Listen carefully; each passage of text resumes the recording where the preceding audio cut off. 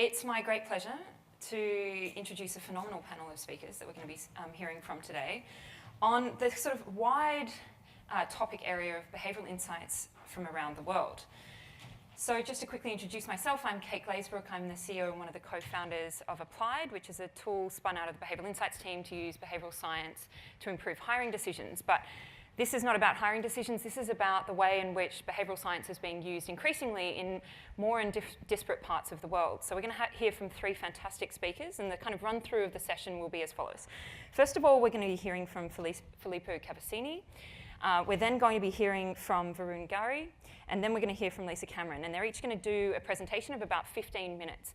They're going to aim to focus on the way in which they're using behavioural science to drive new insights about how behaviours are influenced by different contexts and how these kinds of burgeoning fields of behavioural science, cognitive neuroscience, and social psychology are playing out in different parts of the world.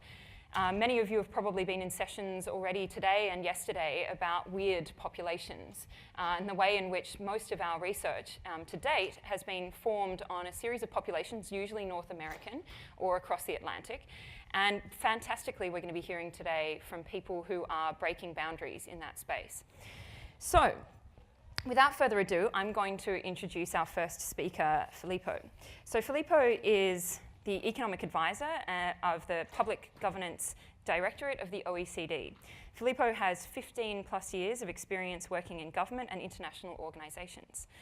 At the OECD, Filippo has been co-leading the work of the organisation in the area of developing the application of behavioural insights to public policy and has coordinated and co-authored the now very important study, Behavioural Insights in Public Policy, Lessons from Around the World. Who better to start a session like this? It's a global mapping of applications of behavioural insights to public policy in different contexts. Filippo has also co-led the development of the OECD's work in the organisational performance and independence of regulatory agencies. He also works extensively on good regulatory practice and public sector reform in Europe and Asia. Prior to joining the OECD, Filippo worked for a number of years at the World Bank, advising governments in Central Asia, Europe, and Latin America, and in the French National Assembly, where he was also a member of the team advising the President of the National Assembly. He holds a Master in Public Policy from Harvard Kennedy School, and we look forward to hearing his presentation.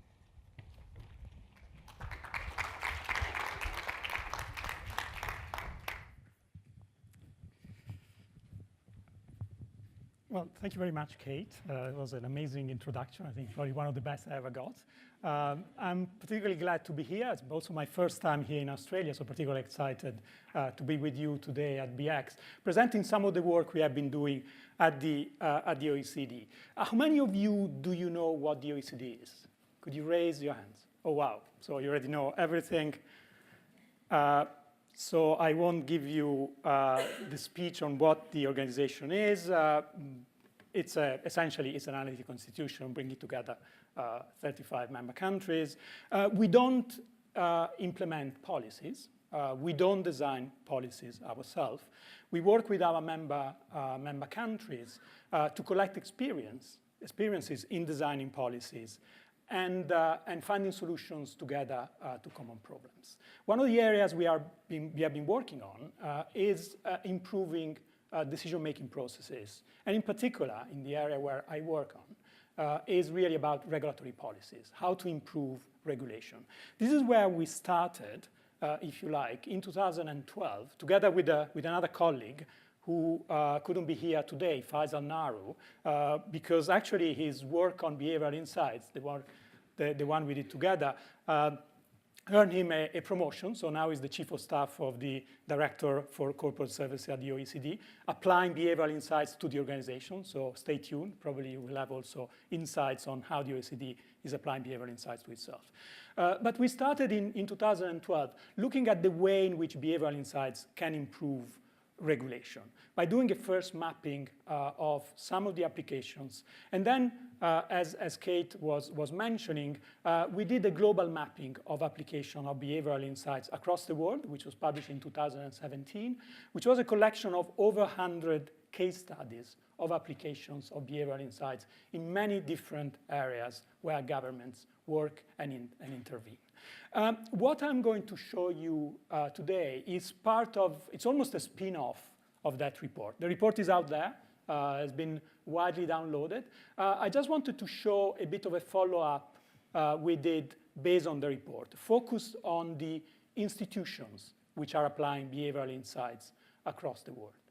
And then I'll tell you a little bit of the kind of work we are doing, show you probably a bit of the next frontier in terms of work which is being done in other OECD countries in applying behavioral insights to public policy. And then a bit some of our thinking and the thinking we are developing together with OECD members and partner countries on what are the next steps and how policymakers can be supported in applying behavioral insights to public policy. So what's going on? Quick experiment. How many behavioral insight units exist in the world? Guess. 40? Right? We have 40? 80? What do we? 150? What was 200? 115? Right? Anyone else? 10? Okay. Well, this was, of course, a highly sophisticated behavioral informed experiment. I think we got many different answers. Someone got it right. Interesting because maybe we could try to actually make it an experiment and see whether those who replied were actually coming from behavioral insights units, those who replied in a certain way, and those who replied in a different way were coming from other parts of government. But I'll give you the answer, and I'll give you the answer through a map, which actually put on the map 201 institutions which are applying behavioral insights across the world. These actually include the last institution we added was actually on Friday before I boarded the plane to come here, which is an institution in Singapore within government. What we did there was actually to map institutions within government, nudge units, so units which are really specialized in applying behavioral insights.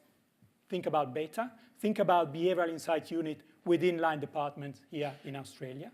But also units which have other function, economic analysis, and also include behavioral insights, applying behavioral insights when developing analysis and public policy.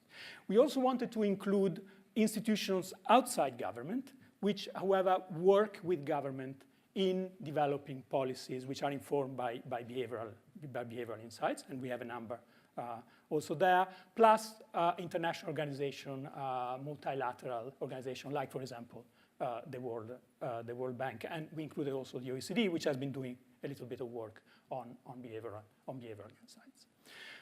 So this shows probably in a snapshot, I would say, that behavioral insights is definitely taking root across the world.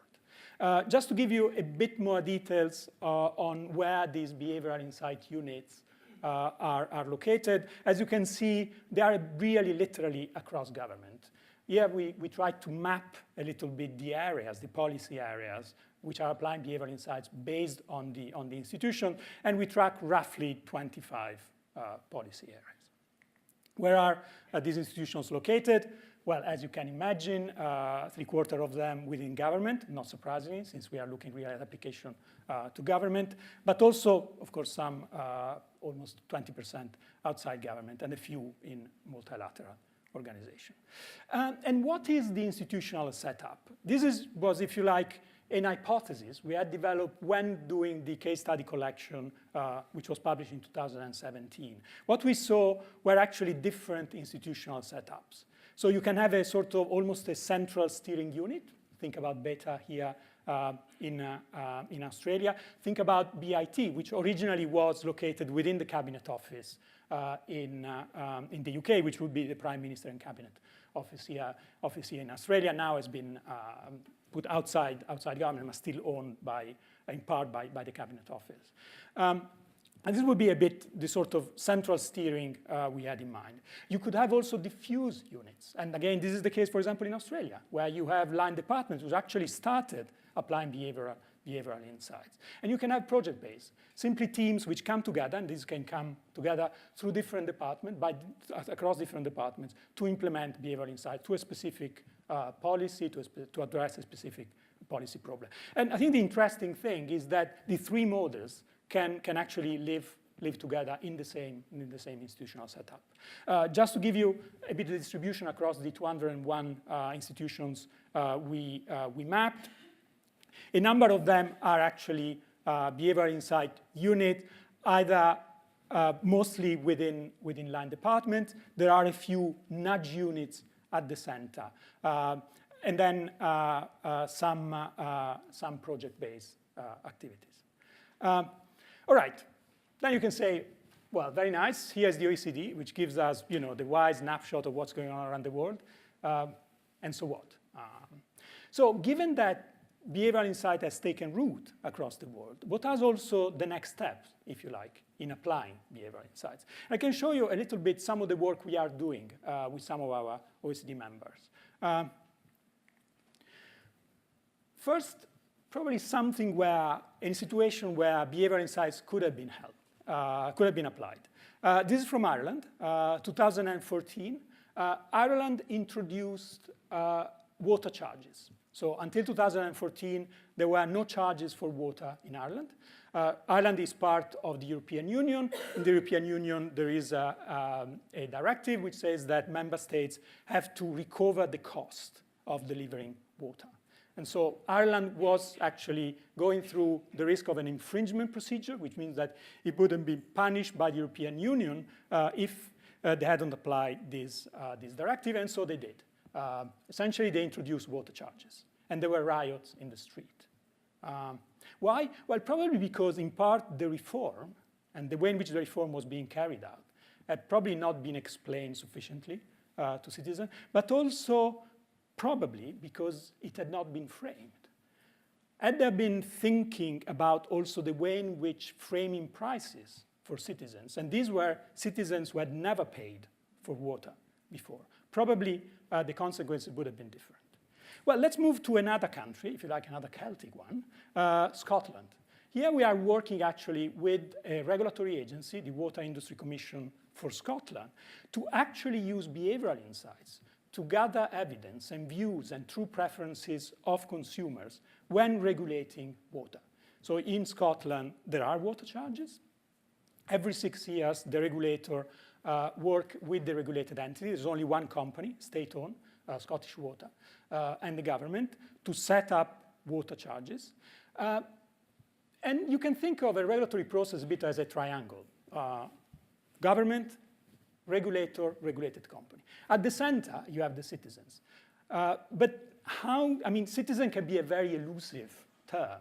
How you gather the evidence and the views of the citizens. In Scotland, they set up what is called a customer forum, the mission of which is really to elicit the views of consumers, not to represent them. There is a statutory body which represent and advocate for the rights of consumer, but rather elicit the views. And what the Customer Forum is doing, and we are working with them together also with the Price Lab led by Dr. Pete Lunn in Ireland, to really experiment around, for example, framing prices and the understanding of consumers of prices, but also engaging the true preferences of consumers when taking decisions which then feed into the price setting process. Another area where behavioral insights could have been applied is around safety. So this is 2010. This is the Deepwater Horizon oil spill when an oil rig exploded in the Gulf of Mexico.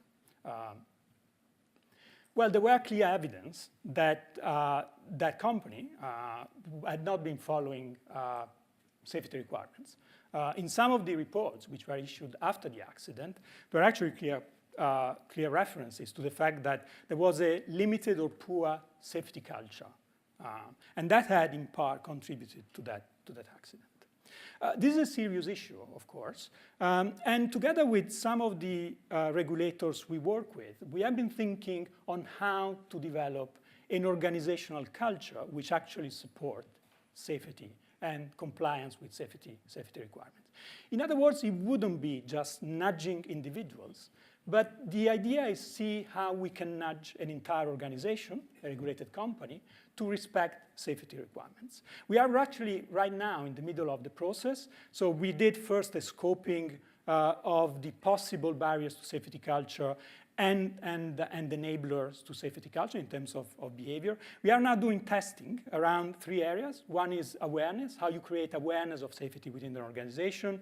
Share responsibility, how you create share responsibility within the regulated entity, but also between the regulator and the regulated entities. And how you change the attitudes of leadership towards actually respecting safety requirements. And there the key question we are asking ourselves is, what behavioral change at which point of the decision-making process can really make a difference? You can think of organization as a collection of individuals, true, but organizations are also part of the context. They have a mission, and they also have decision-making processes. How you can change the choice architecture within an organization so that it can really affect the culture of that organization.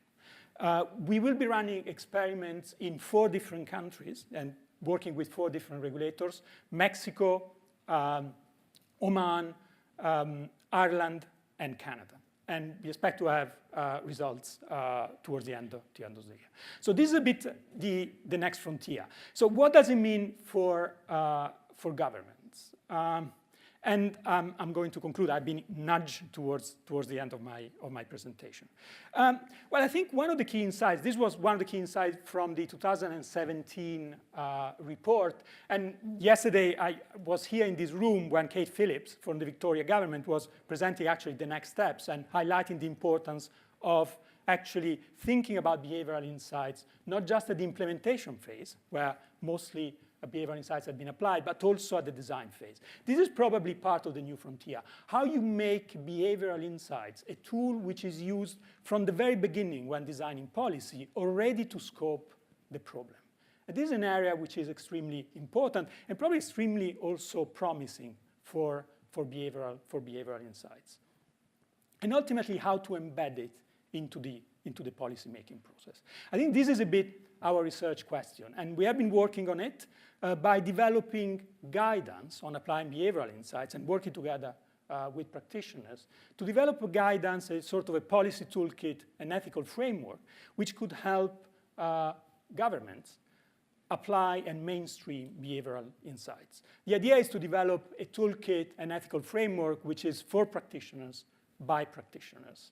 And we will be discussing a draft in a conference we will be organizing jointly with the Western Cape government at the end of September in Cape Town. And of course, you are all invited. I'll give you a sneak preview of the framework. We have been working with Dr. Pelle Hansen from Roskilde University in Denmark, also one of the founders of the European Nudge Network, and I Nudge You, which is an outfit working with institutions, public institutions in Denmark in applying behavioral insights to policy. I mean, this again, it's an acronym. We call it BASICS, Behavior, Analysis, Strategy, Intervention, Continuation, sorry. All right, you might say this is yet another toolkit, and we haven't finished yet, so we would be keen to have also your feedback while we're developing. But I think one of the thinking we are developing is really how to think of the critical decision points where behavioral insights can be applied in the decision-making process. When you develop policies, you first scope the problem. What can be the role of behavioral insights in scoping the problem? And then you start line up solutions. And again, what is the role of behavioral insights in deciding what solutions can have the greater impact? But then you also want to think about implementation and how thinking about implementation already in the design phase can actually help you improve the effectiveness of policymaking.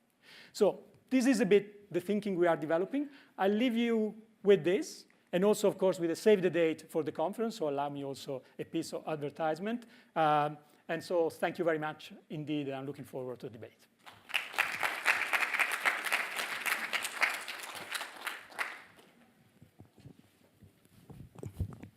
Thank you, Filippo. fantastic beginning to the conversation. So now I have the great pleasure of introducing Varun Gauri, who is the Senior Economist in the Development Economics Vice Presidency at the World Bank. He co-leads the Mind, Behaviour and Development Unit, which integrates behavioural science into the design of anti-poverty policies worldwide. He was the co-director of the World Development Report 2015, Mind, Society and Behaviour, which I understand to have been one of the most highly downloaded World Bank reports ever. Maybe he used some nudge techniques on people there. And he serves on the editorial boards of journals, of the journals Behavioural, Public Policy and Health and Human Rights, and is a member of the World Economic Forum Council on Behaviour. His research spans widely, so I'm going to let him talk to you a bit about what he's doing at the World Bank.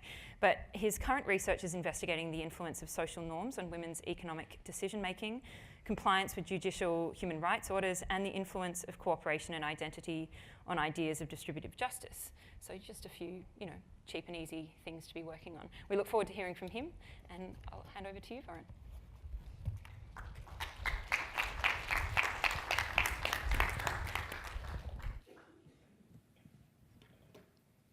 Thanks so much, Kate, for that kind introduction.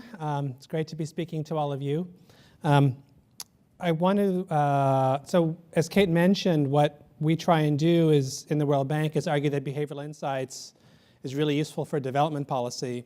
I also want to make the general claim, which I'll try and bear out in the talk, is that development policy is really useful for the behavioral insights community. Because when you start working in the non-weird countries, and countries with very high levels of poverty, the kinds of questions you ask, the kinds of measurements you need, the kind of programming you implement really begins to change, and I think it sort of illuminates some of the questions that the community is trying to address.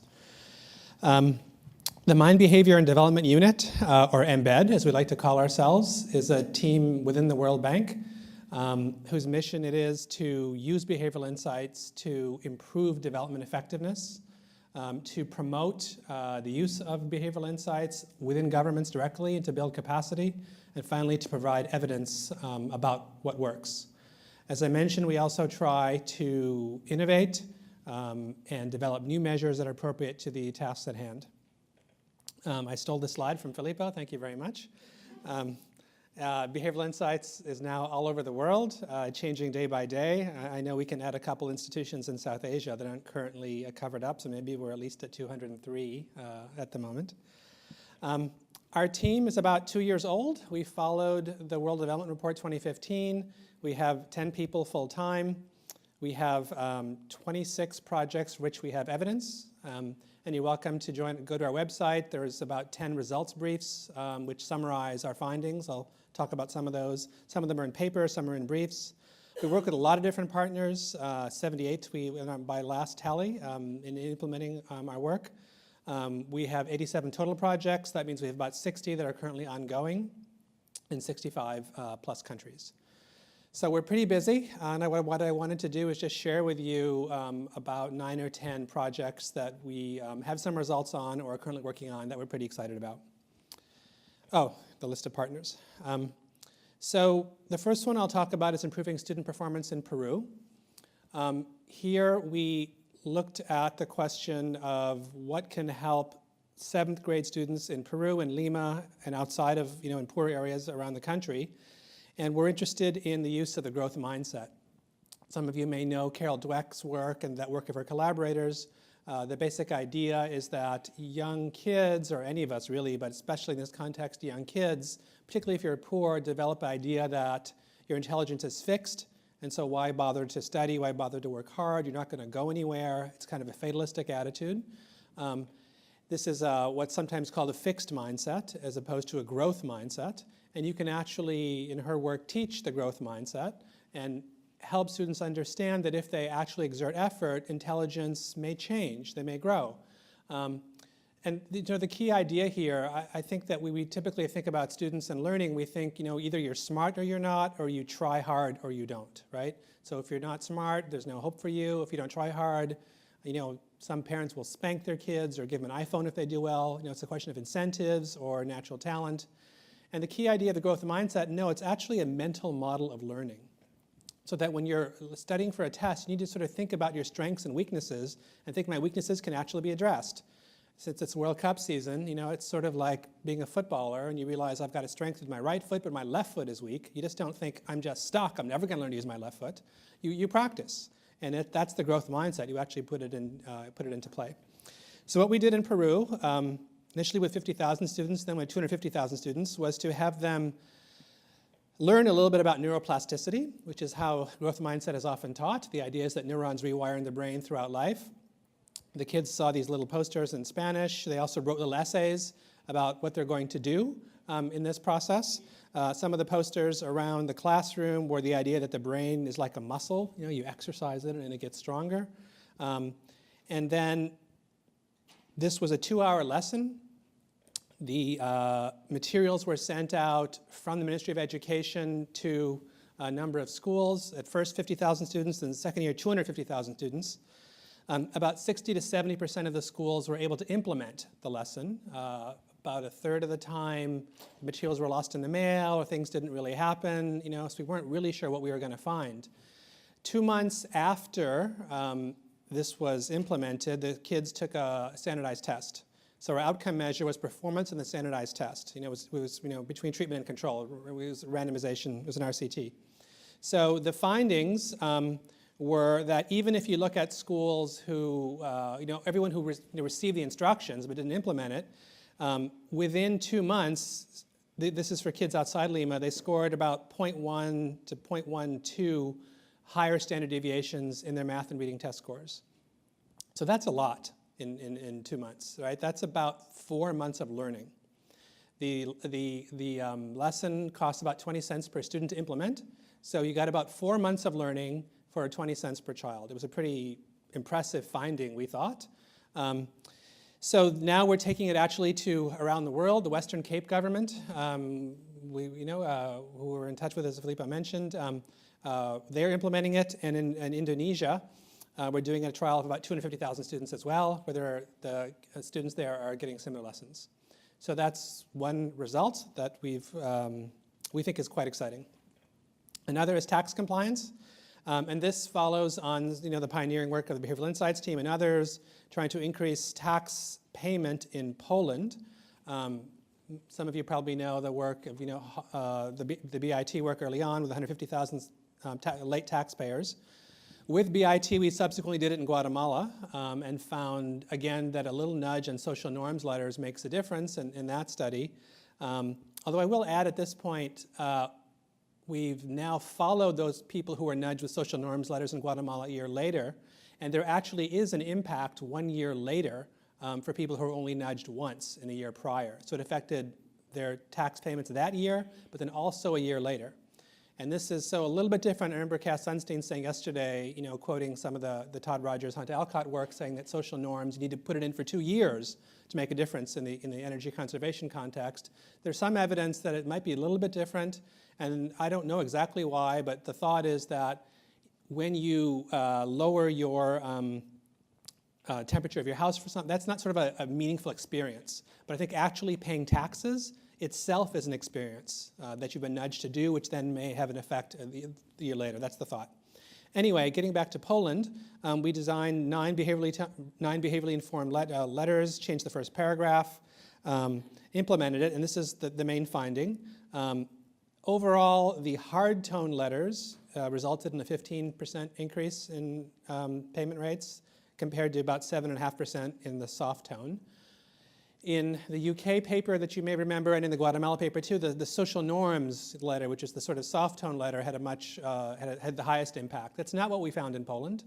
We're not exactly sure why. The main takeaway, I think, as David Halpern said, is test, test, test. We don't know. It could be, for instance, that in Poland, people have been hearing about a post-communist country. They've been hearing about social norms for a long time. It's just not jumping out at people as much in the same way. We're doing some other work in Latvia and possibly Moldova on tax compliance. This is some work in Tanzania, trying to use a mobile platform to encourage savings. Not a large study. The basic takeaway was that social influence was able to increase savings, but some of the other things, like a simplified SMS and focusing on agency as a message, actually lowered savings rates. Mental accounting didn't really have that much of an impact. I'm not quite sure what to make of this. This is something we turned into a blog rather than a results brief because we weren't quite sure what to make of the findings. But it's out there, it's public.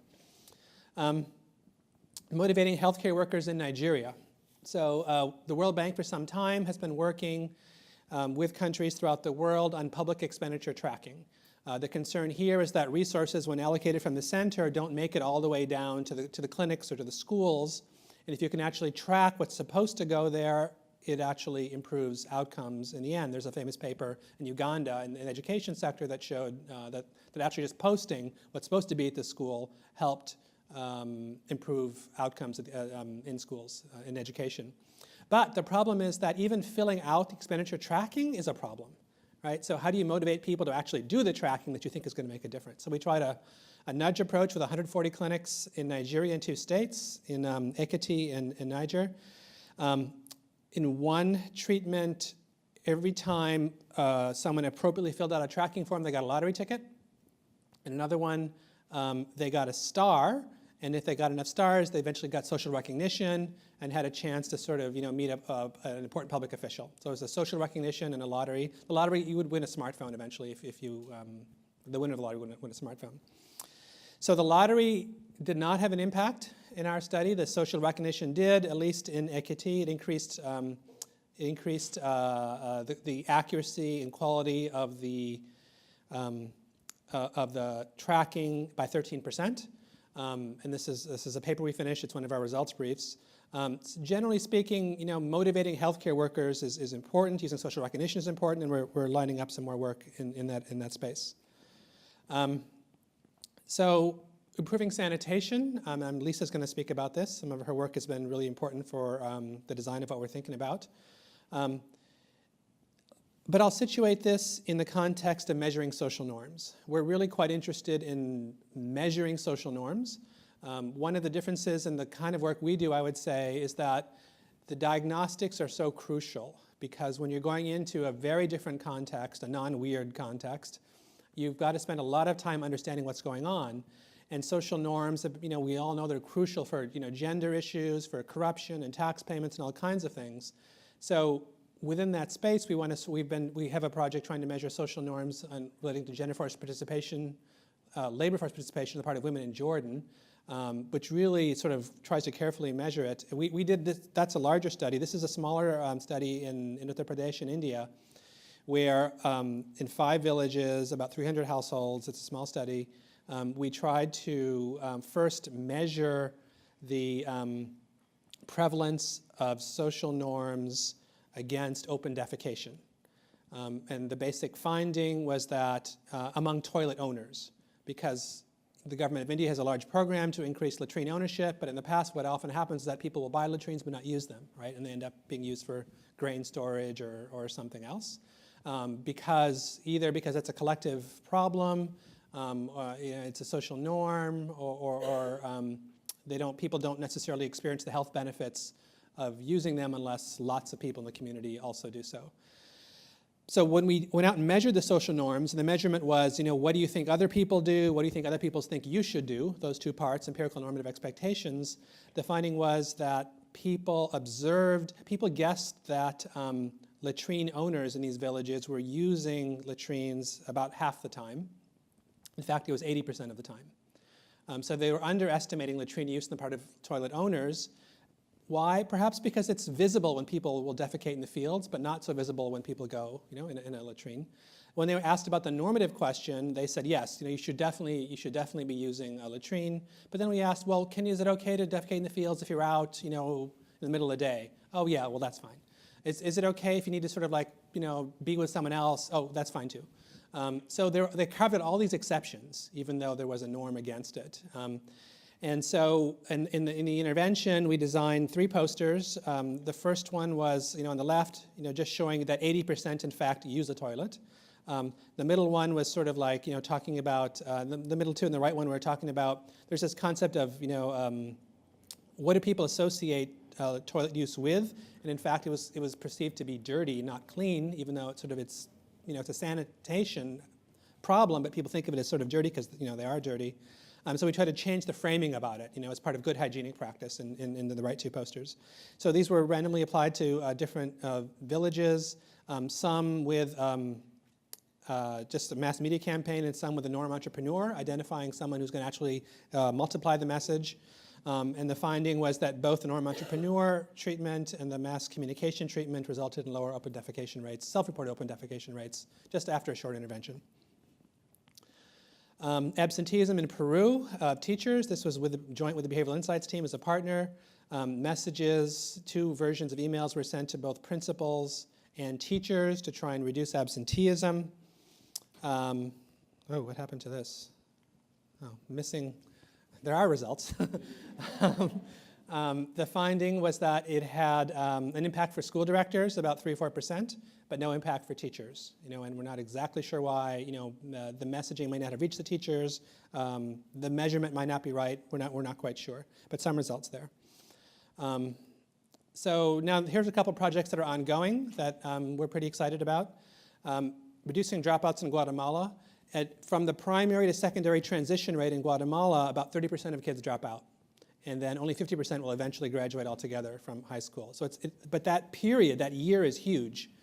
So we're working with the Ministry of Education, and we're targeting every school in the country. Another World Bank team has sort of developed a model to predict who's likely to drop out.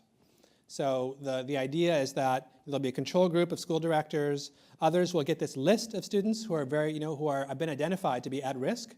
And in a third group, we'll get reminders as well as a social recognition treatment to see if we can actually get them to talk to parents, talk to kids to reduce dropout rates. Well, that's sort of, that's in the field. We're starting some work on energy efficiency behavior in South Africa with the Western Cape government. We've done some work in Comoros on electricity bill payment.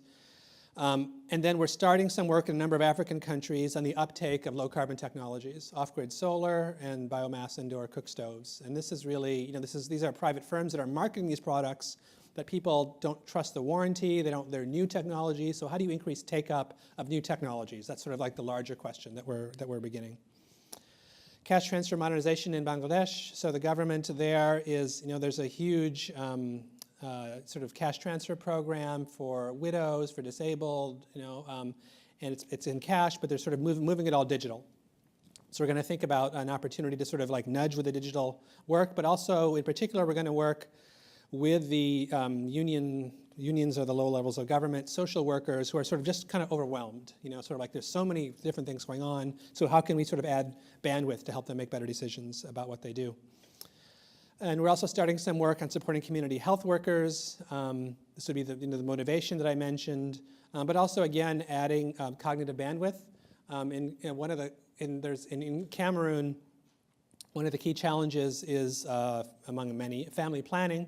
Because community health workers are often are illiterate. They're dealing with young girls who don't quite know about contraception and the options available. And how is that person going to provide appropriate advice, and advice that's tailored to the girl who's coming in? You've got to know the clinical conditions of the girl. You've got to know whether she's married or likely to be married, her own long-term preferences about how many kids to have, when to have them, and then you can steer that girl towards a short-acting contraceptive, a longer-acting contraceptive, like an injectable or an IUD. So it's sort of, we've developed a tablet-based app that's going to guide community health workers to help them do this diagnostics more accurately, to help provide, because when you present the options to young girls, what you say first matters. So it's going to be like leading them toward the kind of thing that might be, best suited to their particular clinical needs and the clinical condition and their personal needs. So we're doing all kinds of work in lots of different countries. It's very exciting, and it brings new kinds of questions to the Behavioral Insights community, and we'd love to partner with you in all the work. Thanks so much.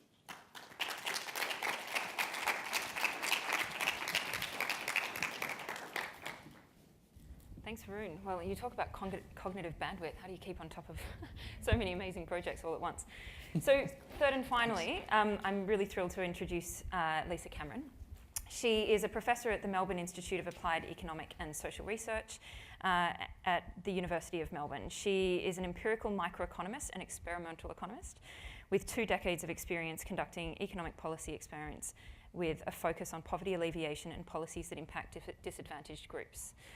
She holds a PhD in economics from Princeton, and she's an affiliated professor of the MIT's JPAL group, which is a network of researchers conducting randomized control trials and evaluations of policy interventions around the globe.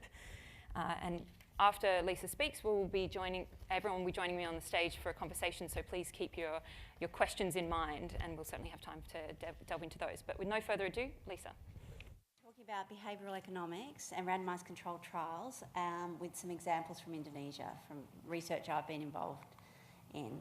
So, as Kate said, I conduct evaluations of economic and social policy. That's part of my research agenda, a big part of it, and I'm interested in marginalised and disadvantaged groups. And I've been working to date predominantly in Southeast Asia, mainly Indonesia, China, and other Southeast Asian countries. And in the last year, I moved to the Melbourne Institute, which has more of a domestic focus. So I'm now also developing projects in the Australian context. So I'm going to be talking about 2 randomised controlled trials. I also do lab-style experiments trying to elicit behavioural preferences, but I'm not going to talk about that today. I'm also an affiliate of JPAL, which is MIT's Poverty Action Lab, which is a network of approximately 150 academics at 52 universities around the world who conduct randomised evaluations. And here we have a map. And you can see JPAL has its main office at MIT, but it also has a number of offices around the world which facilitate the running of randomised controlled trials. And most of my work all of my work with JPAL has been conducted through the Southeast Asia office in Jakarta, which is funded by the Department of Foreign Affairs and Trade of the Australian Government. And JPAL researchers work across a whole range of different research areas. These are their main research areas. So you can see agriculture, crime, violence, education, environment, finance, gender, health, labour markets, political economy and governance. So it's a very wide-ranging research agenda. So the 2 examples I'm going to talk about today are first community-led total sanitation, which is a very popular approach to improving sanitation in the developing world, and I'll talk about the details of that approach in a second. And so that's a randomised controlled trial. So this is, you can think of CLTS as being a behavioural nudge in a way. It's a bit more of a shove than a nudge, but you'll see when I talk about the details. And I particularly like this randomised controlled trial because it speaks directly to policy design, as you'll see when I present the results.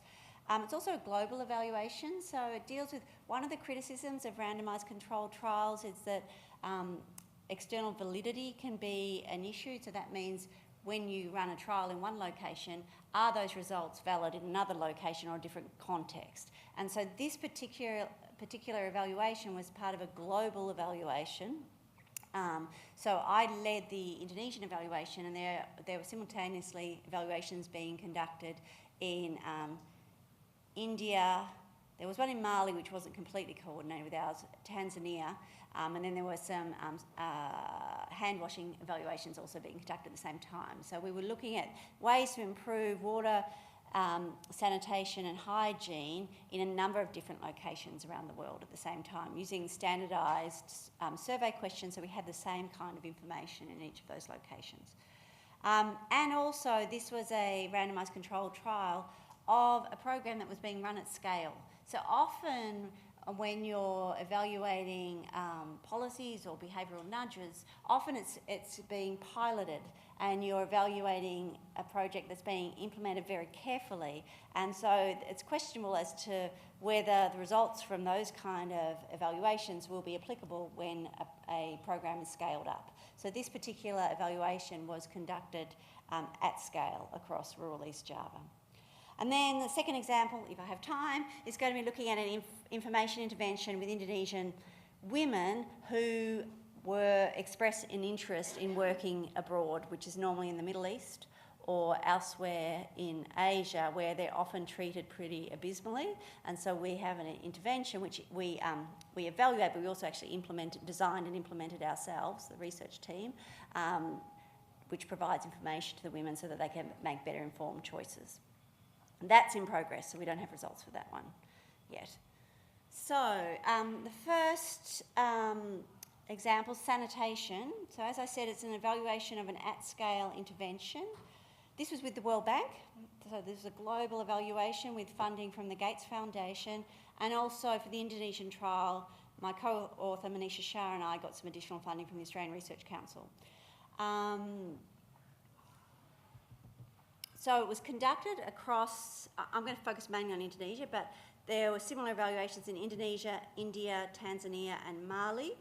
And there was an extensive data collection effort. So we weren't relying on administrative data, we were actually collecting our own survey data, which involved running surveys which went for about 90 minutes in about 1,200 households across 160 communities in Indonesia, in East Java. And we were focusing on child health impact. So we wanted, the aim of community-led total sanitation is to build toilets, but the ultimate aim of building toilets is that people will use that, so you'll have less fecal contamination and you'll end up with better health outcomes, particularly for kids who are very susceptible to getting diarrheal disease.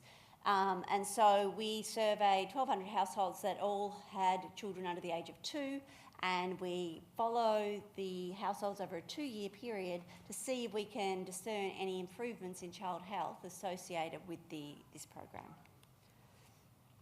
So CLTS is an interesting program. So it aims to stimulate demand for sanitation. So it's not about providing toilets to households or to villages, which has been tried and been shown to be largely ineffective.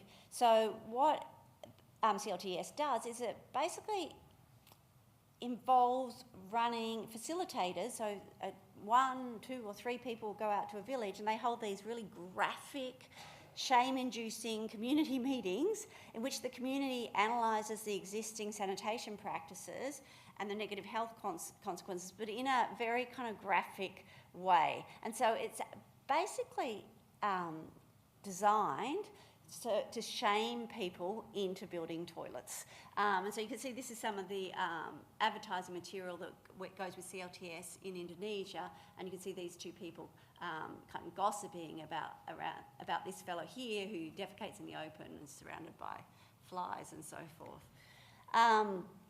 And so what they do is they have, it starts with a mapping of the village where you have on the ground the kind of rough map of the village is drawn, and then community members are asked to show where they live and then where they defecate, and they kind of trail sand from where they live to where they defecate and back, and at the end of that whole process you've just got this mess of sand on the map, basically showing that fecal material is just being tracked through the village as people go to defecate in the open and come back. They conduct a walk of shame during which people indicate where they defecate and where they obtain water from, and so the idea is that people are shown to be defecating in Indonesia, in the rivers mainly. So in the river here, and although most people, it's pretty rare to get drinking water from rivers in Indonesia, but you'll have kids swimming nearby or people washing their clothes nearby. So it just highlights the transfer of these germs. And so after you have this kind of graphic discussion, they calculate how many kilograms of fecal material are produced in the village each week. And so, basically supposes that everybody's eating everybody else's poo, fundamentally, that's what it does. And so then the communities, so I went to one of these, I've seen videos of these events, but I also went to 1 or 2 of these events, and you see people giggling and kind of being embarrassed, and the idea is that motivates the community to forge their own plan to improve sanitation, but they're kind of largely left on their own at that point. So there's no money.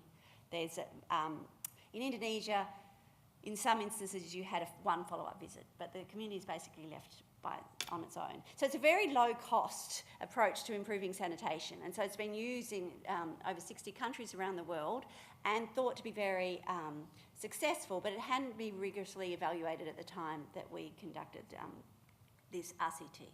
So we randomly selected 80 communities as our treatment communities and 80 communities as our control communities.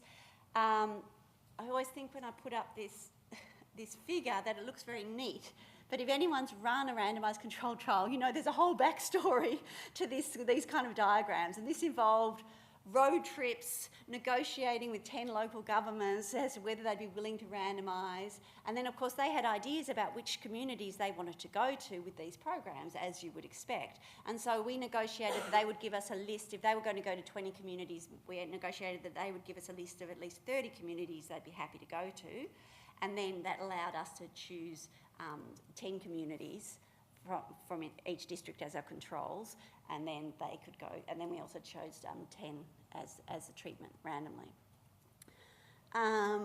So we end up with control and treatment communities scattered across East Java, all in rural areas. And so we run our baseline survey, and then the program goes into the treatment villages, and then we come back 2 years later and we interview the same households in the same villages, and this is what we found. We did find improvements in toilet construction.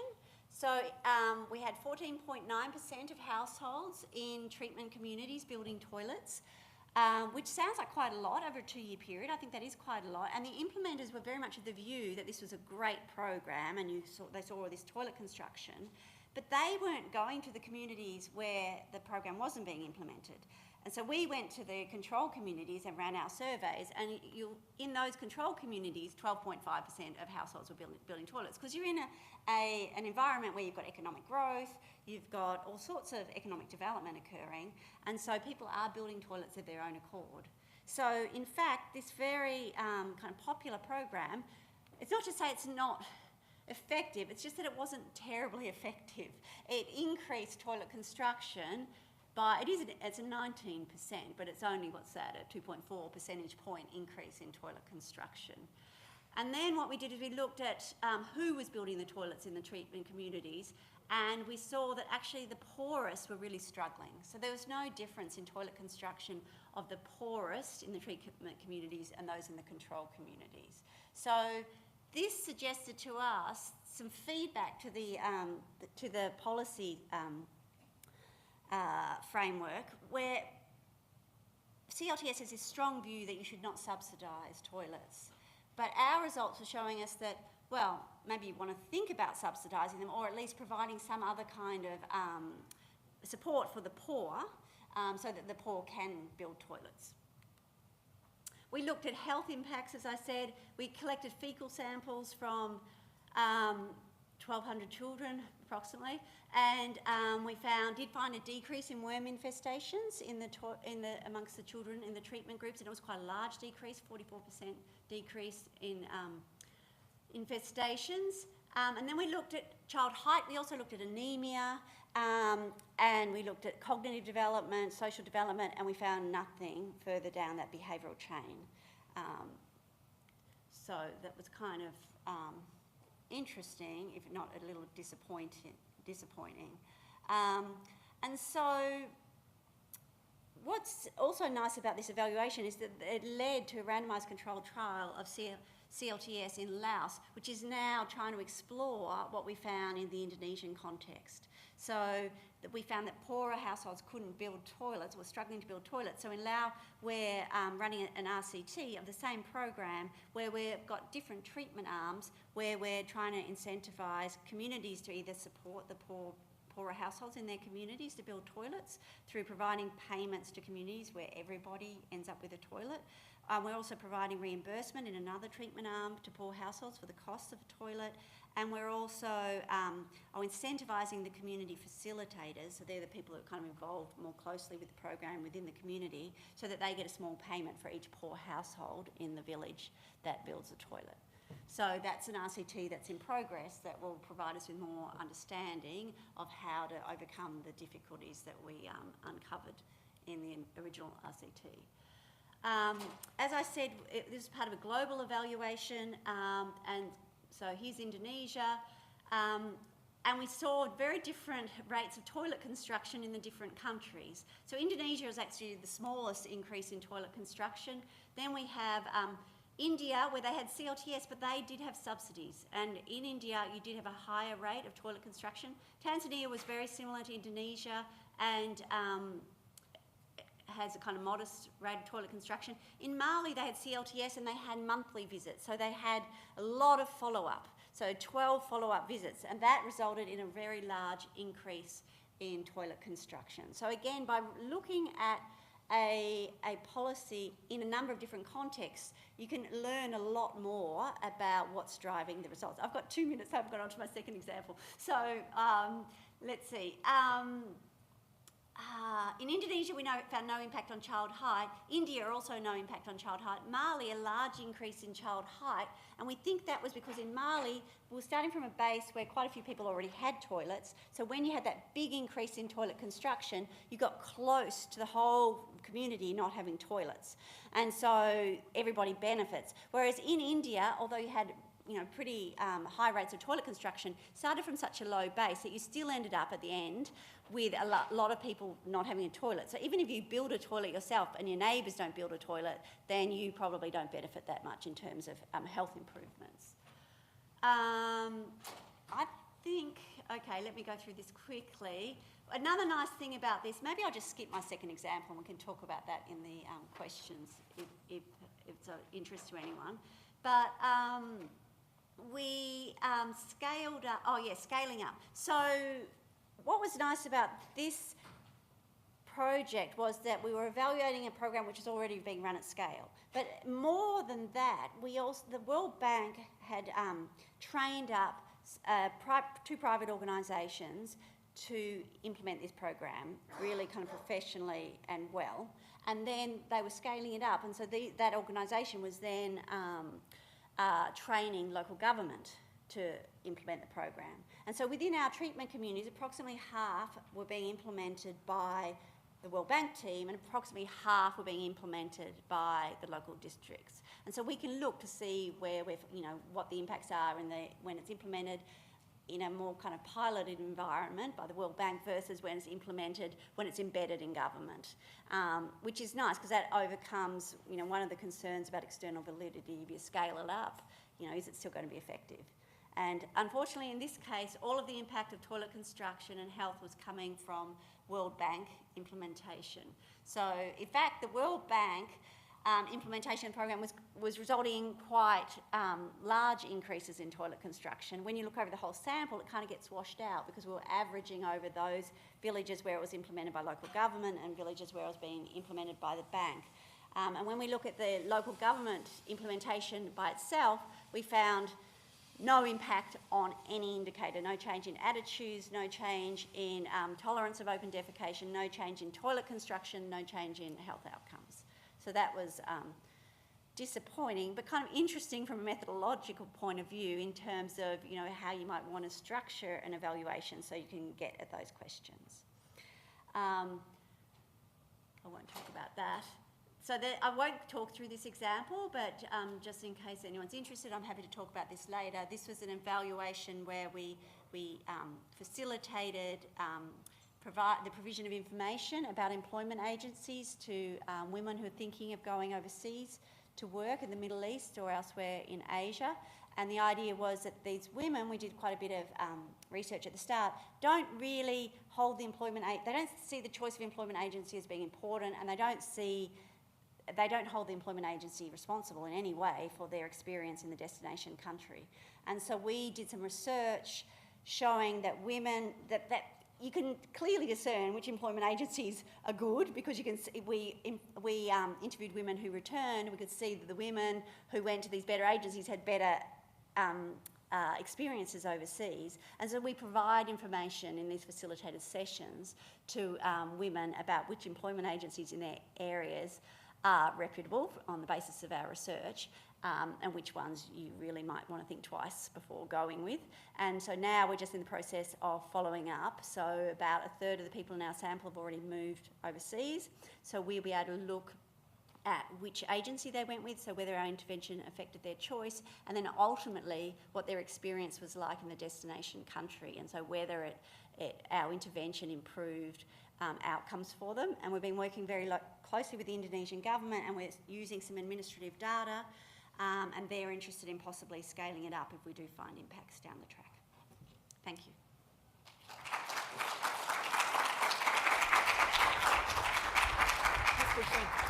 Thank you very much, Lisa. I'm now going to call the whole panel up so we can have a conversation. So I'm going to be cheeky and take the first question, but from then on it's yours. So we're going to have 2 people with roving mics, and I'm going to try and get to as many questions as we possibly can. So keep those in mind. So thank you very much, all 3 of you, for a stimulating conversation. And there are many, many threads I think we could pick up from each of your presentations. But I thought I'd start with one of the most obvious ones, which is in BX2014, 4 years ago, was the first of these sort of conferences. And what was notable at the time is sort of how geographically sort of concentrated a lot of the behavioural insights work was. And now, of course, Filippo, your work and the work of others has shown just how quickly it sort of penetrated different parts of the world. And I'd like to start with a question that's a bit two-pronged. First of all, with Filippo, could you tell us a little bit about what you found in your study about what accounted for the geographic spread of interest in behavioural insights in government? You know, did you see, what do you think were the drivers of where it went to and first and fast? And maybe also to Varun and to Lisa, in your experience running RCTs in different parts of the world, what's your experience dealing with different governments about their receptiveness to being participants in behaviourally motivated RCTs? And do you think there's anything we can learn about what makes those similar and where there are kind of opportunities for greater penetration and why there might not be as much interest in behaviourally motivated RCTs? So maybe I'll start with Filippo. Yeah, sure. Well, thank you, Kate. I think it's an excellent question. I mean, what motivated what sparked the movement, if you like, but then what also facilitated the spreading? Well, I think probably one of the sparks in the movement, apart from the work which were already being done, for example, by JPAL in developing countries, in emerging economies, etc., was probably the financial crisis. Right, that hit very badly rich country economy, started in the US, and then it spread to Europe. Interestingly enough, part of the world which used to be hit by financial crisis were not hit in that case, was Asia, for example. But I think that there was an interesting lessons. And the one was that, in fact, that economic crisis started as a financial crisis. And that financial crisis started in part because people were buying things they didn't know anything about. And even worse, those who were selling these financial products didn't even know what they were putting inside that financial product. On that, there was a strong push towards actually making consumers more aware of what they were buying. So information, and thinking about the risk of not being salient or providing some sort of information overload, providing, these are all the details, these are all the terms and conditions, just sign at the end. In fact, when we did the mapping for the 2017, I don't have the slide here, but we collected roughly 100 case studies. The majority of case studies were coming from the financial sector. So these were regulators, regulatory agencies, governments in a number of OECD countries, which was known as the Rich Country Club. So the sample was biased towards rich economies, which were actually rushing to apply some of the behavioral insights to address, if you like, what was a major failure, and in part also motivated by behavioral biases, information, absorbing information, etc. That was probably the spark in, if you like, the rich countries, OECD member countries. I think the map is showing that it's spreading quite rapidly, institutionally, but also in terms of applications. So I think that I think we can safely say that it's not a fad. It's clearly established institutionally, is established as a policy tool. And we saw example from Lisa and Varun. I guess thinking ahead is really what is the next step, right? Probably even in terms of sustainability going forward. And here I'm thinking really, but I think Varun and Lisa can probably speak more articulate about this, is also the spreading, if you like, in countries, emerging economies, developing countries, where, for example, issues related to cost of experimentation can be important, how you embed it in that, in those situations. So think about the cost of experimenting, but also thinking about partnerships between governments and non-government institutions, academia, but also strange beast. I mean, you are becoming a bit of a strange beast, or at least the IT is becoming a bit of a strange beast. I mean, it was inside government, now is actually providing services and advice to other governments from outside government. There are a number of research institutions which could work very closely with government. I mean, maybe they have lower academic standards. I mean, John List this morning was talking about, you know, the standard, the high standard you should have for evidence. True, but I mean, for all those working government, I think they know that, you know, you can't always have the gold standard. So sometimes you need to have some compromises and get the best you can get as quick as possible. And I think having the support of non-government institutions outside government, which understand the business of government, also in terms of providing evidence, can be extremely important. And I think the third area to support the spread is probably capability. How you build capability for thinking about behavioral barriers within government, not necessarily and not only within behavioral insight institutions, but also in the analysts, the economists, all those who work on policy every day. I think these are probably some of the drivers for the development. Fantastic. And Varun and Lisa, I'd love to hear sort of receptiveness of different developing country and emerging economy governments and third parties. You know, do you see trends in, you know, do you find that you work in Peru and then neighbouring countries are increasingly interested, or do you actually see that it has something to do with the political makeup or democratic makeup of those countries, or something else entirely? Maybe Varun, will start with you. Yeah, that's an important issue. A couple thoughts.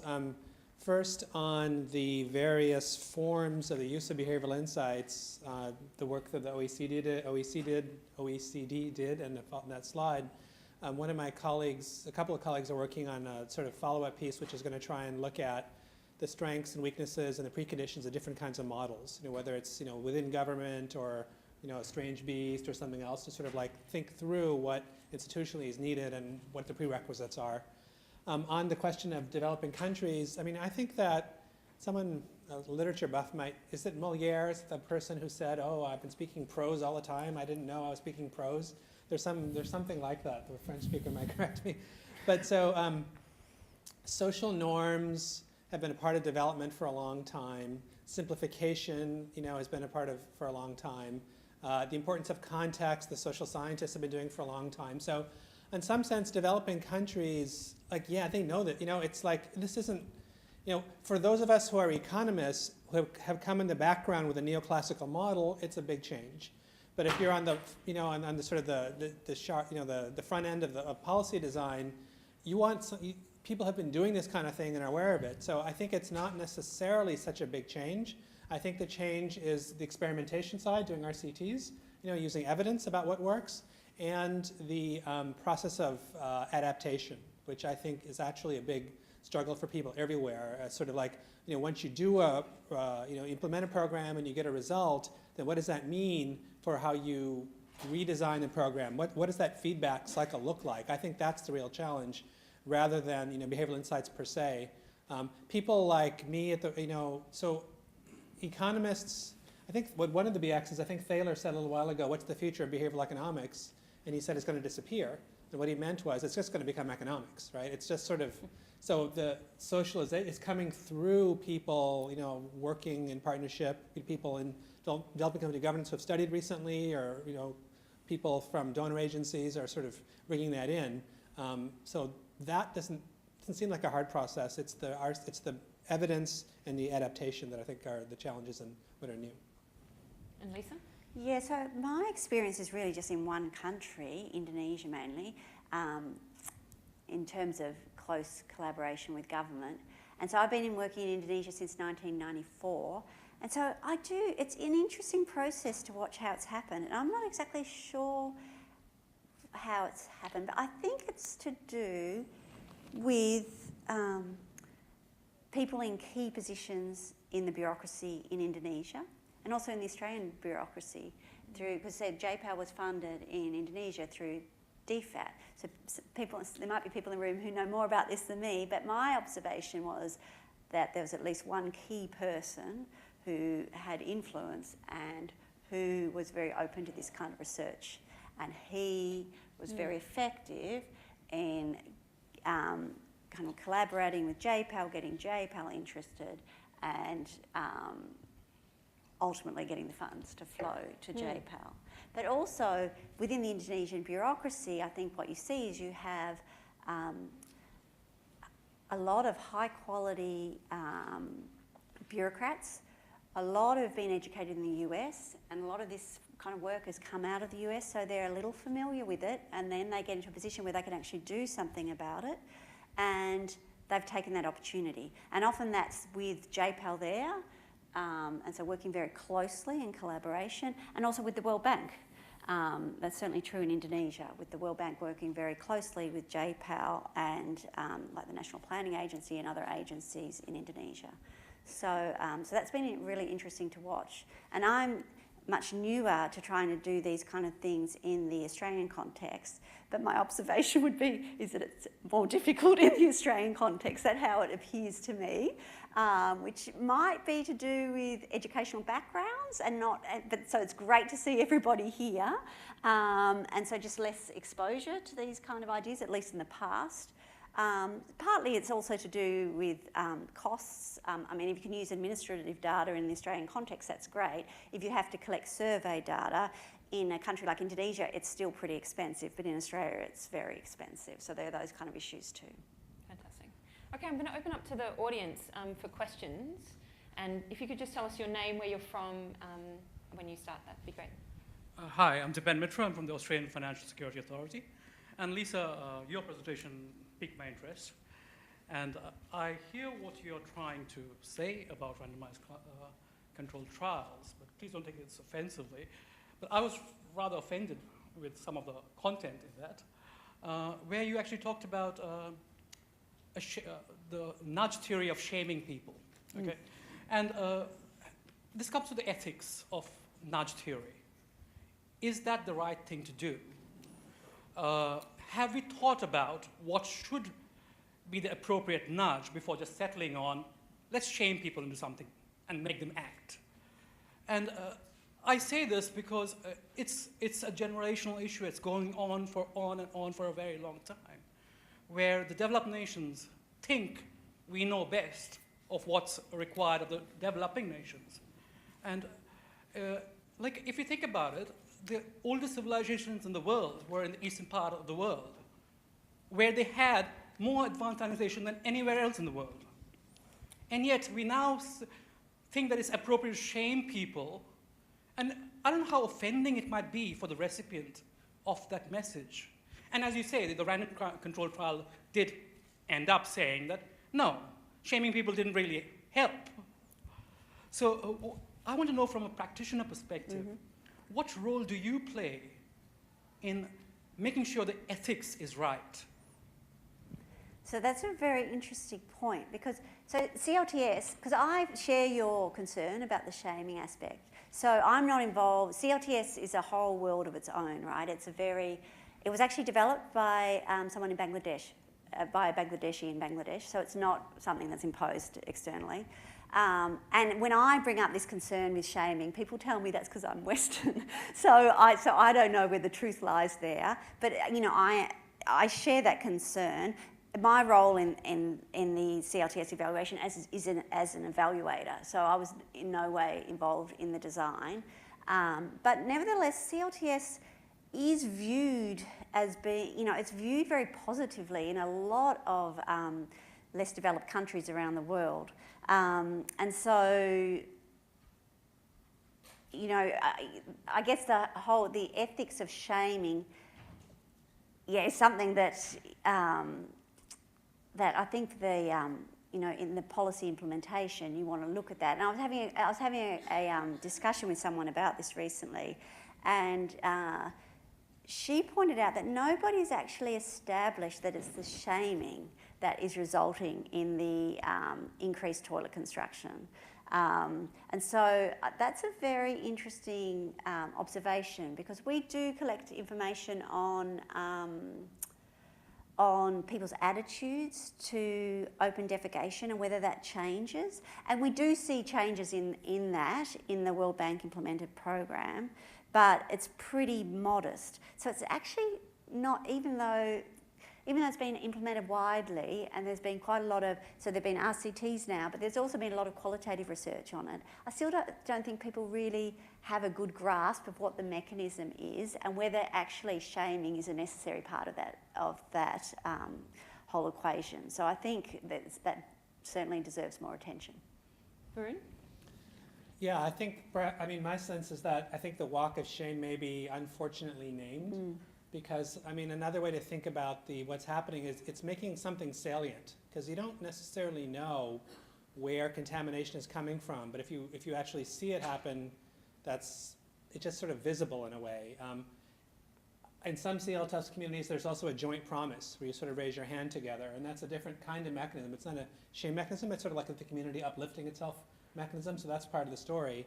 And then I also think that the shaming, so in a couple states in India, in Haryana, I believe, there was a law passed that said you couldn't run for the village panchayat unless you owned a toilet. It was sort of like a marker of like status, And in our sample, there, in some places in the villages, there's these kids that run around and they smack people with sticks, who are like out there, defecating. So it's not as if, I share the concern. When I first heard this, I thought, wow, but at the same time, I think that we all shame, and it's sort of like, it's part of the process that's happening almost organically anyway. And I might just add something, because I've just had another thought. So the extra funding that we got to look at this program, CLTS, enabled us to collect information on social capital. And so then we used that social capital data to try and understand the mechanisms. And so we did observe that in villages where they had high levels of social capital prior to the implementation of the program, you got much better results. And actually got very poor results where you had low levels of social capital. And then we tried to understand why that was. So we collected information on how information was transmitted within the village, and the willingness of people to contribute to the public good, because we thought if you're in a high social capital environment, maybe that's what's driving it, but we didn't find any difference. What we found was that in a high social capital environment, shaming seemed to work better because social sanctions were being used to motivate people to build toilets. And so we found that social sanctions were much more effective when you had high levels of social capital, presumably because when you're in a high social capital environment, people care about what other people think of them. And so the program was more effective in that environment. Okay, quickly, I find it extremely interesting, and going back also to the work we are trying to develop on this policy toolkit, behavioral insights policy toolkit, analytical framework. I think this is an interesting question, and it probably is a kind of question someone in government would ask himself or herself before actually calling Lisa or Varun and start thinking about behavioral insights. And this is about the guidance we were thinking about, really for policymakers, to actually ask yourself up front some of the questions you want to ask yourselves about possible behavioral applications. And when do you want to ask these questions, and what kind of questions you want to ask before you call the cavalry who can actually implement a nudge, etc. So that was a bit the thinking, also mainstreaming, right? And so making sure that it's shaming, but it's also social norms and how you use social norms. And that mainstreaming should be in government probably even before you think of having a behavioral insight intervention. Right. I think it touches on a point that many people have made, which is where's the limit of the policymaker and the politician begin and end? So a lot of people would say that actually there's a democratic process out there helping us to best understand what the kind of values of our kind of entity might be, and then policymakers are involved in that process, but they don't dictate all of those values, and therefore there's some things which need to necessarily go up one level to know, is this something we're going to be comfortable doing? Do we, if we found out that this was an effective technique, would we be comfortable rolling out this particular technique across the economy? Because those two things may not be one and the same. So that kind of constant dialogue between policymakers, evaluators, and the kind of political sphere is also a kind of important technique there, I think. I think we had another question just in the same sort of middle section. Yeah.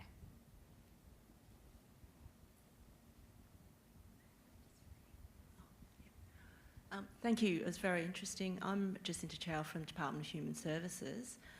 There's been mention about, you know, a lot of studies are on the weird population versus there's not enough on non-weird population. So that's great to see all the studies done that you've talked about today. So I'm just curious, I mean, you know, there's one of the criticisms of behavioural insights or behavioural economics is there's this big long string of behavioural biases and so what, and it's, you know, it can be confusing and it can contradict, one bias can contradict another one. So I'm just wondering, based on your experiences working in the non-weird populations, are there particular behavioural biases that either stand out as, you know, really consistent, you know, because we're just all human beings at the end of the day, or conversely, are there some that are really quite culturally specific? Excellent question. I think everyone's going to have something to say about that, so we might start with Lisa and then head across. Well, I'll just talk about my personal experience. So I started off as a PhD student running my first experiment in Indonesia, and I was looking at the use of money to incentivise behaviour. And so a criticism of experimental economics at that stage was that, you know, we play all these games to elicit people's preferences, but it's normally for $20 or something. It's not a lot of money. So maybe what you're observing isn't actually real world. Maybe you have to play with more money.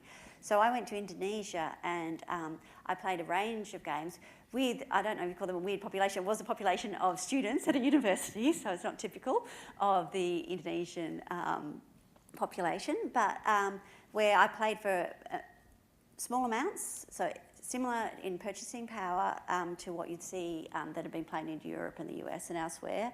And I saw, and the behaviour, this was just an experiment that sought to elicit altruism, and we saw very similar results, incredibly similar actually, in the Indonesian population. And then we raised the stakes madly, and we saw that the results didn't change all that much. I've also run those kind of experiments in China, and done comparisons with Australia, and you do see, particularly with social preferences, you do see quite marked differences. So we were looking at acculturation, so looking at how people's preferences change. So we're looking at people from China migrating to Australia, and you know, how their preferences change the longer they've been in Australia. And we did see people's preferences changing to becoming more like Australians, which was very bad news because that meant they were becoming less altruistic, less trusting, less trustworthy, more competitive. Well, was that good or bad? I don't know. But, you know, so there were distinct cultural differences there. And just briefly, another example is we ran corruption games in Singapore, India, Indonesia, and Australia, looking for differences in attitudes to corruption. And we did see stark differences in the way people played these games across the countries, maybe not in the way you'd expect. But one thing that was really interesting was we saw gender differences. So there's a large literature showing that women are less likely to engage in corruption than men, so that, you know, push for more women in government and so forth. But most of that literature comes from countries like Australia, the US, Europe, right? And so we saw that clearly in the Australian data. But when we looked at Singapore, India, and Indonesia, there were no gender differences. So that was quite interesting. Yeah. Great. Filippo? Maybe 2 points there. One is about culture and context, and whether, you know, something which works in a particular context can work in another context. And maybe also something on the weird population, which we can also read it as, you know, using sort of lab experiments or, you know, a group of students in a controlled environment to see whether actually how they react to a particular intervention. On culture, well, I think that as Varun was saying, the whole spirit, I would say, of behavioral insights is experimenting. and having an inductive rather than deductive approach. So essentially, instead of assuming a behavior, perfect rationality, etc., you just go and find out. And I think there is evidence then context matters. I think it was a BIT quite famous experiment where you tax form, you ask people to sign at the beginning of the tax form, then they fill in the form, and I think the experiment was quite conclusive in the UK. The number of people who make mistakes when filling the tax form goes down quite significantly. I think they tried the same experiment in a country which I won't name, but of which I'm a citizen, and you can easily understand given my name, Filippo Cavassini, and I can also insist on my accent if you like. Well, it didn't work. What does it say about culture in my home country? I don't know. Maybe that making a commitment doesn't then live through when you make it at the beginning and then at the end of the tax form. But so context matters. Hence the importance of testing and not simply copy and paste. In terms of weird population, I mean, I think there is quite good evidence that for certain issues, problems, etc., I think having policy labs where you have sort of a group of people just replicating the real world without doing a randomized controlled trial can be a cost-effective way of testing a possible intervention. So it could work. Is it weird because it's a group of students? Again, I think also their context might matter. For the work we are doing in Scotland, for example, we will be running together with Esri, the Price Lab of Dr. Peter Lunn, we run some policy experiments, policy labs. And there were interesting discussions with the Scots, actually, on whether some of the labs could be run in Ireland, where Esri is based, rather than in Scotland. And the Scots were quite adamant in saying that, no. Actually, the labs should be in Scotland, because even if it's in a controlled environment, we want a Scottish controlled environment. So be it. I think it's important to take into consideration context also when you have weird population, but this should not prevent you from using sometimes weird population. Varun? Yeah, so I mean, I think that there is a fair amount that's universal that is useful to think about. I think there's two key ideas. One is that thinking hard consumes biological energy, right? It's just, there's a 1974 Kahneman paper I like a lot in which people are sort of shown a 4-digit number and they're asked to add number 3 to each of the 4 digits and do this repeatedly. And after a short period of time, people's pupils dilate 50%, their heartbeats go up 7 beats a minute. It's just to think hard actually consumes biological energy, and that's why to give attention to something, it's just human to sort of feel tired. And that might be, as Cass was saying yesterday, behind several of these biases, anchoring, loss aversion, that might be related to sort of the attention and energy required to actually shift. And I think that's pretty universal. And the other part of it is we're all social animals everywhere, right? Sort of we have families, we have groups, and we have in-groups and out-groups. We all have social norms. What the content of the norm is, that varies, but that we have social norms, that's pretty clearly universal. So that's the sort of larger thing. I think, yes, the sort of the program of focusing on these things, I'm pretty confident. And then in terms of what to focus on, I think John List says this, I'm not sure he said it this morning exactly, but sometimes we overemphasize the population at the expense of the situation. And I think that, generally speaking, organizational variation might be more important than population variation or even cultural variation, because sort of like the situation that you're in and the kind of social practices in the organization, they really matter. So there's, I don't know if you know some of the work on altruistic punishment. In some lab studies, people play these public goods games, and then other people watch, and they can punish people who don't, cooperate. And I think Benedict Herman and others did this. They find that in many countries, people do punish people who are free riders, but in a handful of countries with high levels of corruption, they actually punish the cooperators, because they think then you're incurring an obligation on me. And so you don't really want to be a cooperator because that's basically sort of making someone dependent on you for the future. And that's an organizational thing. That's not a human thing. It's sort of like some societies have a different understanding of what law means and what dependence means. And so I think but I wouldn't put that on culture. I'd put that on organizational structure, generally speaking. So we've just run out of time, sadly, because I think there's probably loads more conversations that could take place. But I think this kind of general notion of sort of the distinction that we often forget about cognitive neuroscience and cognitive psychology versus social psychology, we tend to blur, this sort of overarching term about behavioural insights sometimes makes it harder to identify the sort of specific threads that we actually want to draw upon. So I hope you've all found that you've learnt things you didn't otherwise know. Thank you very much to our three speakers, and if you'll join with me in saying thank you.